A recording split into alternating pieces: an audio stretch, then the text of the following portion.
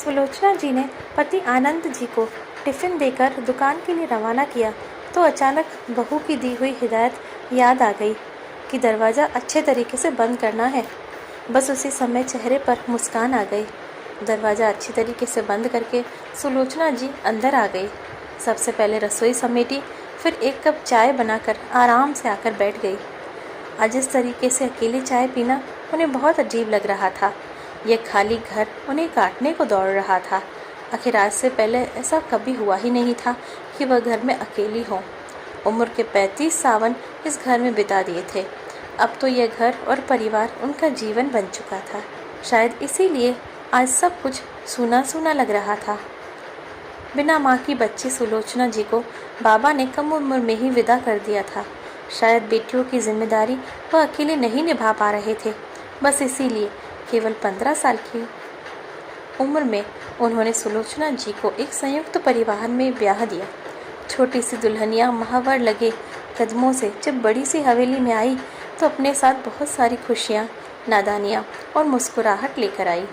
2 देवरों और 3 ननदों वाले परिवार में खुलकर उसका स्वागत किया गया। अम्मा बाबूजी तो अपनी छोटी सी बहुरिया को देखकर निहाल हुए जा रहे थे। छोटी छोटी ननदें और देवर भाभी भाभी कहकर उसके आसपास घूमते रहते। कभी वह किसके साथ खेलती तो कभी किसके साथ नादानियाँ करती, और अम्मा भी एक माँ की तरह उसकी नादानियों को हंसकर टाल देती। 1 साल पंख लगाकर कैसे उड़ गया पता ही नहीं चला।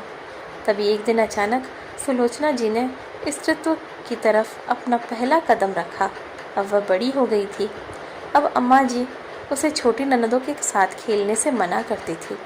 अब वह धीरे धीरे घर गृहस्थी चलाने की गुर भी सीख रही थी। अब अम्मा सुलोचना और उसकी सबसे बड़ी ननंद को घर के कामों में व्यस्त रखती थी ताकि सुलोचना और ननंद विद्या घर गृहस्थी चलाने में निपुण हो जाए। कुछ समय बाद घर की देहरी में दोहरी खुशियों का आगमन हुआ। एक तरफ सुलोचना के माँ बनने की खबर आई तो दूसरी तरफ ननंद विद्या की शादी तय हो गई। गर्भावस्था के मुश्किल समय में भी सुलोचना जी ने अपनी ननंद की शादी की सारी तैयारियां जम कर की। किसी भी काम में ना नुक्कड़ नहीं की, बल्कि उसे अपना फ़र्ज समझा और ननंद विद्या सही समय पर विदा हो गई। 6 महीने बाद सुलोचना जी ने बेटी को जन्म दिया।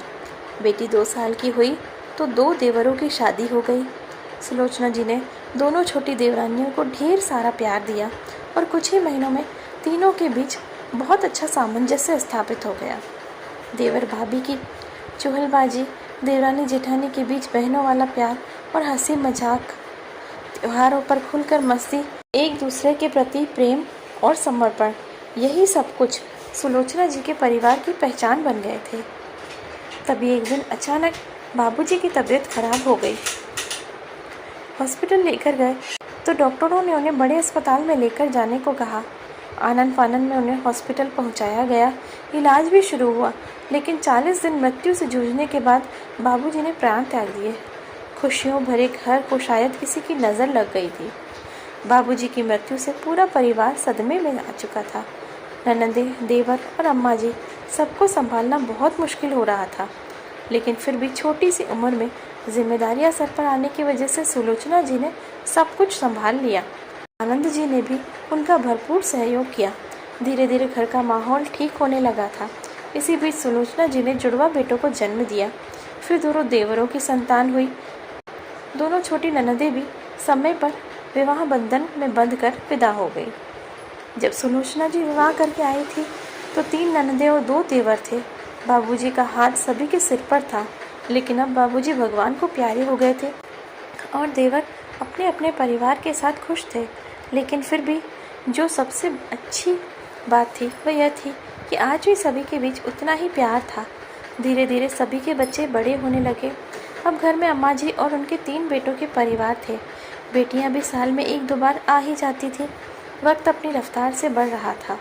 बढ़ते बच्चों की बड़ी जिम्मेदारियों के चलते दोनों छोटे देवरों ने एक एक करके बड़े शहर की तरफ रुख कर लिया। हालांकि शुरुआत में सुलोचना जी और आनंद जी को बुरा लगा, लेकिन फिर समय की मांग को देखते हुए उन्होंने खुशी खुशी उन्हें भेज दिया। भरा पूरा बड़ा परिवार होते हुए भी आज सुलोचना जी और आनंद जी केवल अपने तीनों बच्चों और अम्मा जी के साथ उस बड़ी सी हवेली में रह रहे थे। कुछ समय बाद उन्होंने बेटी नमिता को भी विवाह बंधन में बांधकर भीगी हुई आंखों से विदा किया। बड़ी सी हवेली और रहने वाले केवल 5 लोग। न जाने क्यों एक खालीपन सा लगता था। तब अम्मा जी ने सुलोचना जी की सलाह दी कि दोनों बेटों की शादी करवा दी जाए। जल्दी ही लड़की ढूंढना शुरू की गई और थोड़े ही समय में दोनों बेटों के लिए योग्य, संस्कारी और समझदार लड़कियां मिल गईं। एक बार फिर से घर में खुशियों ने दस्तक दी। मंगल गीत गाए जाने लगे। दोनों भाइयों को एक साथ घोड़ी पर चढ़ाया गया। वहीं दूसरी तरफ सीमा और रीमा, दोनों बहनें, लाल जोड़े में बहुत खूबसूरत लग रही थी। दोनों की जोड़ियां एक दूसरे से बढ़कर थी, जिन्हें देखकर सुलोचना जी और अम्मा जी फूली नहीं समा रही थी। अगली सुबह तारों की छाँव में सुलोचना जी ने दोनों बहुओं का स्वागत किया। आज पूरा परिवार एक साथ था।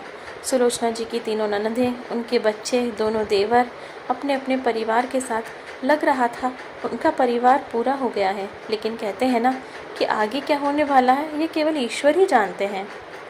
सुलोचना जी के दोनों बेटों की शादी के बाद सभी अपने अपने घर चले गए। सुलोचना जी अपनी नई नवेली बहुओं को लाड लडा रही थी और उन्हें घर परिवार और गृहस्थी के बारे में बता रही थी कि तभी अचानक बाबूजी की तरह अम्मा जी को भी हृदयाघात हो गया। बाबूजी ने 40 दिन तक मौत से जंग लड़ी थी, लेकिन अम्मा जी चंद मिनटें भी नहीं रुक पाईं।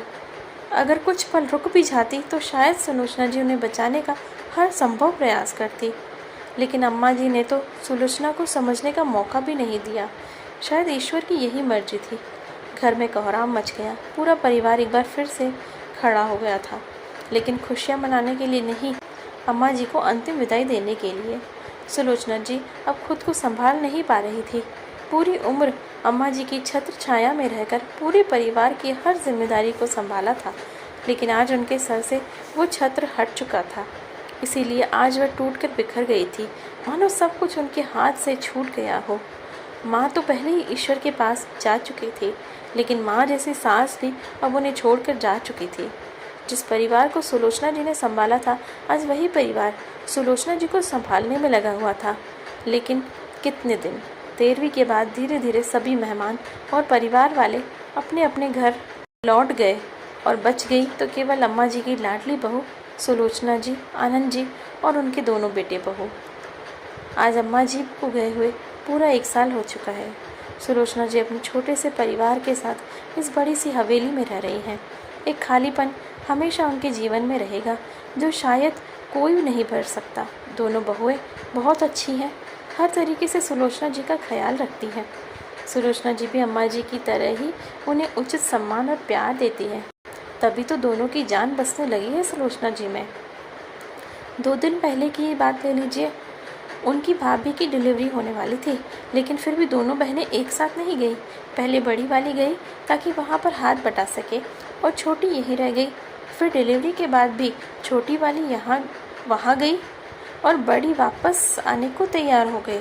तब सुलोचना जी ने उससे कहा कि कोई बात नहीं, तुम दोनों साथ में कुछ दिन रह लो, मैं अकेले एडजस्ट कर लूँगी। लेकिन दोनों मानने को तैयार ही नहीं। रात में छोटी बहू यहाँ से मायके के लिए रवाना हुई और आज सुबह बड़ी वाली वापस आने के लिए रवाना हुई है।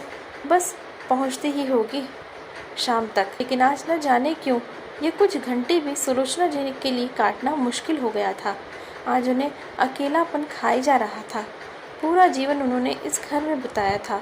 ननदों की शादी, देवरों की शादी, उनके बच्चे, अपने बच्चे, बेटी का विवाह, बेटों की शादी, सब कुछ इस घर में हुआ था।